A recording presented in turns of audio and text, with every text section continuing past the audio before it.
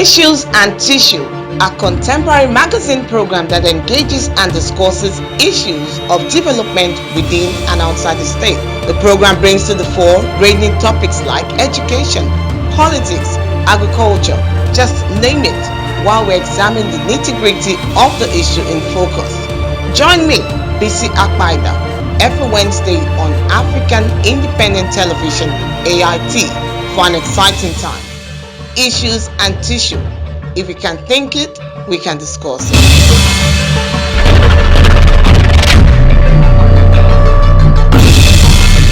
Alright, thank you for joining us on another exciting edition of Issues and Tissue on African Independent Television, AIT.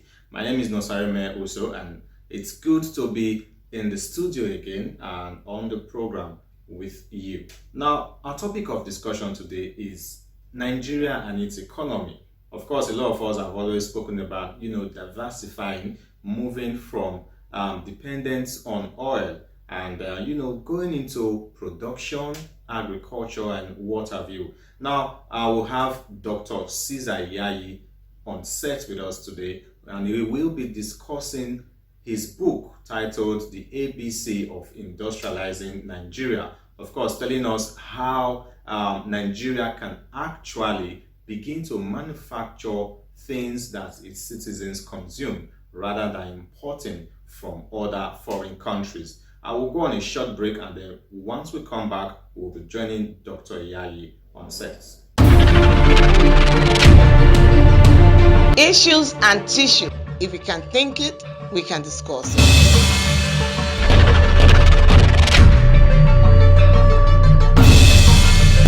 Alright, I have with me in the studio Dr. Caesar Iyayi, the author of the book, The ABC of How to Industrialize Nigeria. I'm sure you can see the cover of the book. Beautiful, beautiful, properly embossed. It's a good book, and it's also really loaded.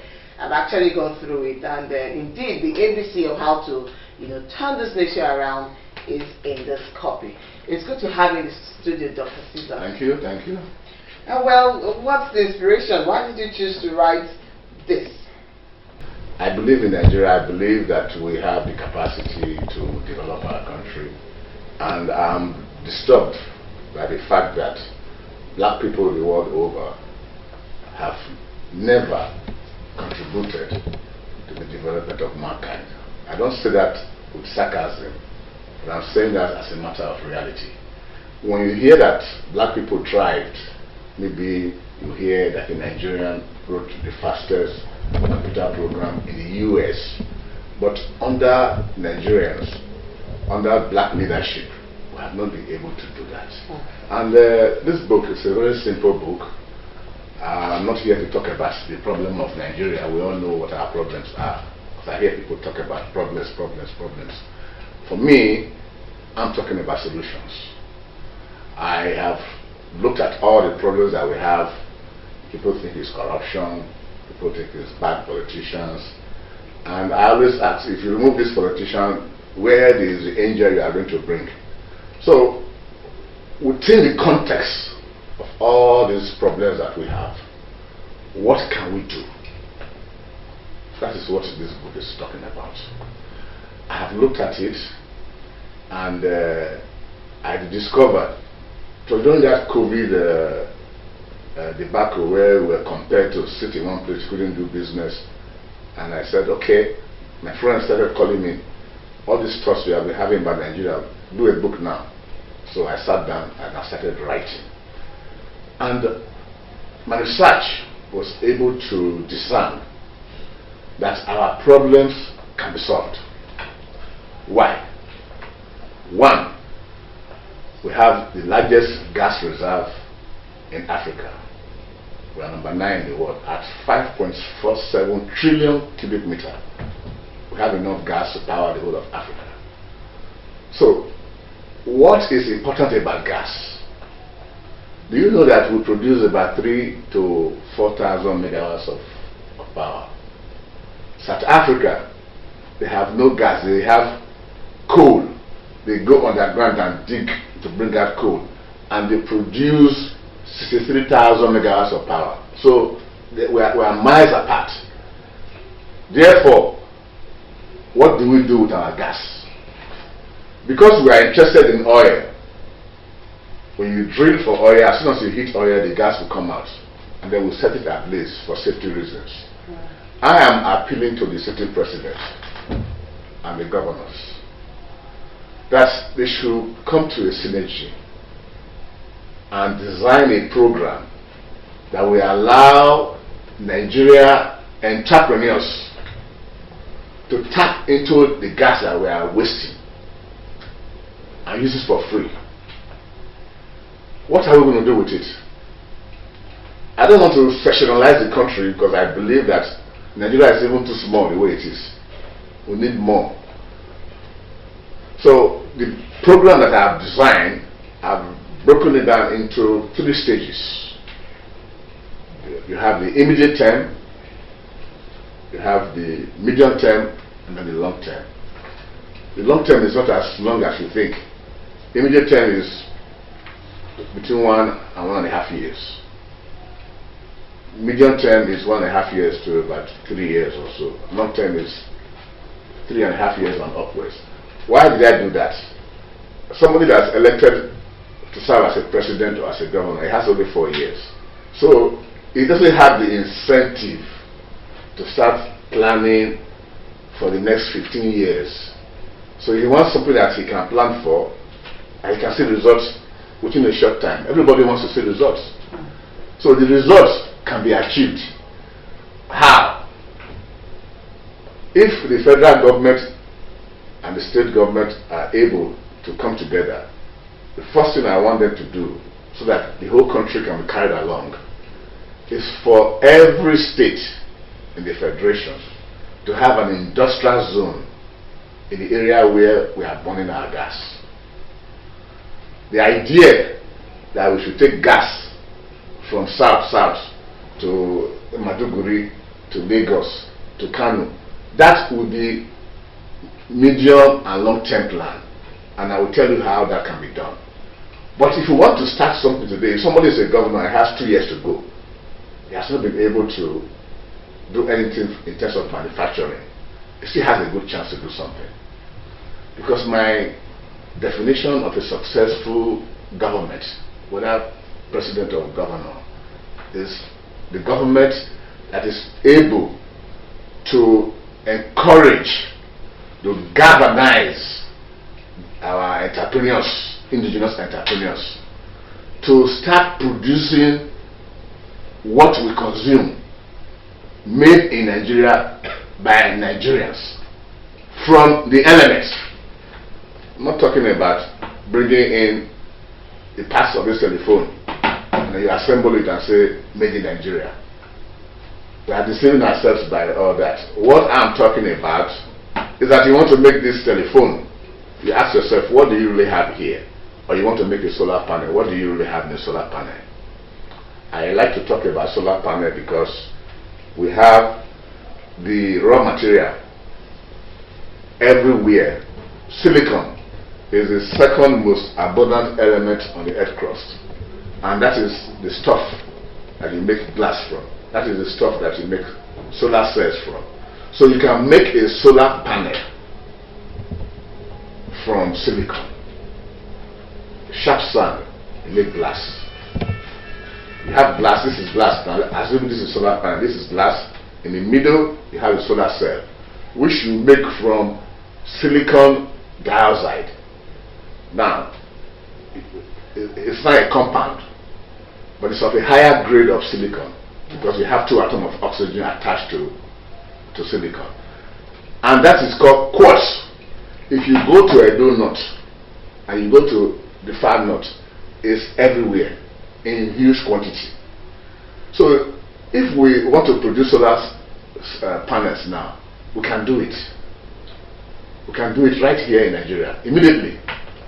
And how do we start to do that? We sit down, first of all, and say, we have gas. What else do we need? We need to be able to generate power. The mistake that people make is after generating power, they want to transmit it 100 100 kilometers or 50 kilometers to a far distance. And that costs more money and more time. What we need is the finished product. So why don't you take the factory to where the gas is? That is the industrial zone I'm talking about. You take the factory there. So you want to produce solar panel. First of all, you need a machine that can melt sand to produce glass. Step one. Two, you need a machine that can generate electricity using gas. And remember, I said you want to do it quickly within 1.5 years. So you can bring in a machine called LM 2500. Is a General Electric arc furnace machine that can produce 23 to 32 megawatts of power, and it can be synchronized. When the tsunami took place in Japan some years ago, it knocked out their nuclear facilities. So what Japan did was to fly in using the Boeing 747 and the cargo plane C-140. They brought in so many LM 2500 and synchronized them, and they didn't have gas. So what they did, they went to countries where they have gas and compressed them into liquid, took them back to Japan to start producing all these things that we are now buying here. So if they can do all that, they don't have gas. They can do that. We have gas. What should stop us from doing that? So my message is very simple. We are producing 3,000 megawatts of power. We have a population of 220 million people. That is why I continue to say that Nigeria occupies the centerpiece of the industrial revolution of the black race. Because we have the population, we have the abundant gas, we have people that are very determined, that can work, that can create things. We want to be able to take the element and add value to it, to create something that we need, that we consume. We consume electricity, but we don't have it. So if we can bring in this LM 2500 to produce power, be synchronized to get the number of megawatts that we need, and then the next thing is to bring in a machine that can melt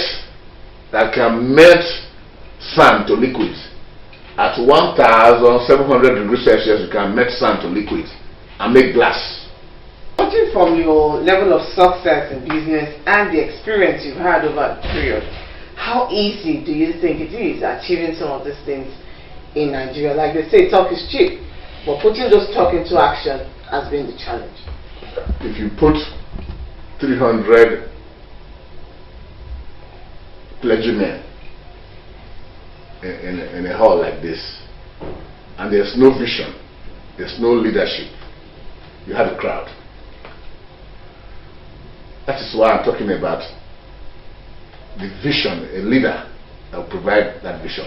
This book has given you the breakdown, what you now need, because without the cooperation, without a city president that will embrace this idea, a city governor that will embrace this idea, it will never be successful. Talk is not as cheap as you think, because we get things done in Nigeria. We have a lot of obstacles. Today, bitumen is this price, tomorrow it will change, whereas the contract sum doesn't change. And we still look for ways to make success out of it. Nigerians are making efforts. We are absorbing so many problems, and we still come out, despite the attempt for us to be frustrated, we still have hope. We continue to see the cup as half full, not as half empty. And I say to you that it is the duty of a sitting president.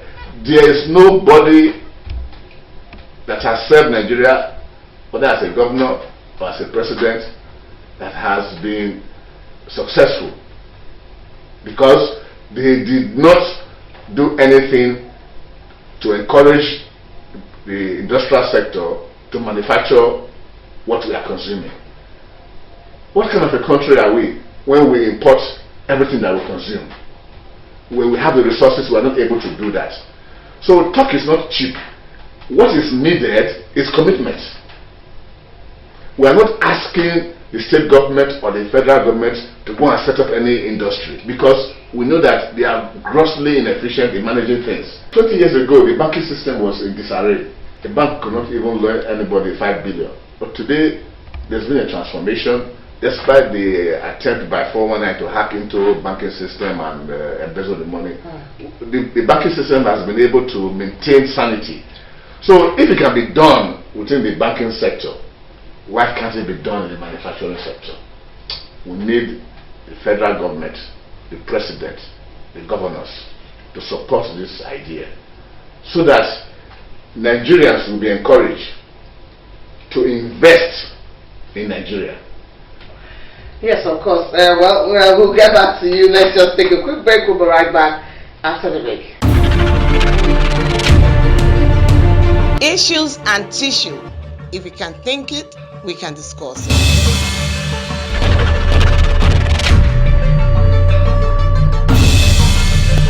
Alright, you're welcome back. We're still on Issues and Tissues on Africa Independent Television, AIT. And then I've been discussing with Dr. Caesar Iyayi, the author of the book, The ABC of How to Industrialize Nigeria. Thank you so much for coming once more. You've spoken so much. How do we take it from here now? Because you said so much, and I'm sure a lot of people are encouraged. Now, what is the next step? How do we achieve all of these things, or some of these things that you've just spoken about? Well, we are putting the book in the public domain. Now the duty of the government, because the private sector cannot achieve it without the full cooperation of the federal government. Because the first obstacle that we have there is that you will see that in the exclusive list, they say it's only the federal government that can generate power. Okay. So that needs to be broken down. Yes, I always say that the constitution and the laws of a country are written to promote the healthy development of this country and the citizens. So if the constitution, there are errors in it that are now mitigating, that are now working against the development of the country, we don't need to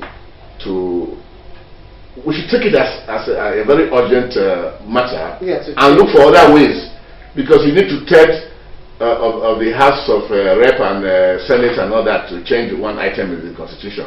Whereas, if we are serious, there are other ways you can go about that and get things done, because we are facing a serious challenge that's going to come up by the year 2040. Because the Western developed countries, they have agreed that by 2040, all their vehicles, their trains, everything will be using electricity. They will not use. So are we going to drink our oil? We have to now start thinking that between now and the next 18 years, we should be able to be producing what we consume. We should be able to move away from depending on oil as a source of revenue to producing our own products here. So it's a matter that ought to be taken with the most serious attention that it deserves. And that is the duty of the city president, is the duty of the governors.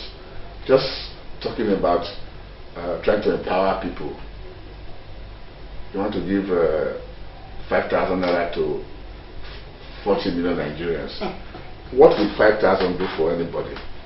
But if you take that money and look for very serious investors, Nigerians, I'm talking about people that became rich through hocus pocus manipulation. I'm talking about people that have demonstrated a pedigree for industry. Look at somebody like Innocent Motors. He has been doing that what he's doing is bringing that knock down and then assembling it. Why can't the federal government? So we have seen that it has the sagacity, the determination, the technical know-how to get things done in that area. So if such a man is encouraged, we know that he's going to be able to do something. Not like what happened when they sold up our electrical power system to people that cannot even manage it. Exactly. The way they sold our rolling mills, people that cannot even manage it. There are people that have capacity. That's what I said about the banking system. The banking system, the way it is, if you can have Nigerians run the banks, you can also have Nigerians that government can give soft loan and give them this blueprint and say, we want you to give us results. Okay, and so they'll give results. have you launched this book, and where can we find it quickly? We are going to launch the book first quarter of next year. Okay. And through my public relation manager and some of my reps, the books, they are available. Okay. We're not after the money really. What we are after is dissemination of information. Yeah, I'm sure it would be okay to drop some at the National Library also and the State Library, so that people can have better access to it. Yes, we will do everything that will make it possible for the information to be disseminated. But again, like you said, it's not just to have a book and read it and all that. We have found out that there's a huge gap between the knowledge that is available and getting things done. Even if somebody becomes head of everything, the person becomes an expert in everything. He doesn't take advice from anybody. He doesn't have a think tank group. There ought to be a synergy between government and the private sector, the entrepreneurs. I've seen them do this program they call annually. They didn't do it last year because of COVID. And I just look at them coming to present books. What do they call it? Nigeria Economic Summit, whatever. Oh, okay. And you come and sit there and come and read books and read different things, and all things that they are talking about are all meaningless. Nothing. Absolutely nothing. And you have people in this country that are very serious minded that you can bring together, that can look for solutions and actually get the things done. Instead of doing that, you will not see a governor that has served for 6 years, has not done anything. He will not be giving a lecture on how to industrialize Nigeria. What does he have to say? That's the much time can permit on the program today. I'm sure you had a lot to learn from, Dr. Cesar Iyayi's book, The ABC of Industrializing Nigeria. And I hope that this will really get to the leaders of this great nation, so that one can begin to go into other means of generating capital for Nigeria as a country. I'm sure in due course we'll have time to sit with Dr. Iyayi again and get to know more, get into more details of his book and how he has been able to outline guidelines for Nigerian leaders to help in making Nigeria an industrialized country. Until we see you again, same time, same station next week, stay safe and have a wonderful day. Issues and Tissue, a contemporary magazine program that engages and discusses issues of development within and outside the state. The program brings to the fore ranging topics like education, politics, agriculture, just name it, while we examine the nitty-gritty of the issue in focus. Join me, BC Akpaida, every Wednesday on African Independent Television, AIT, for an exciting time. Issues and Tissue. If we can think it, we can discuss it.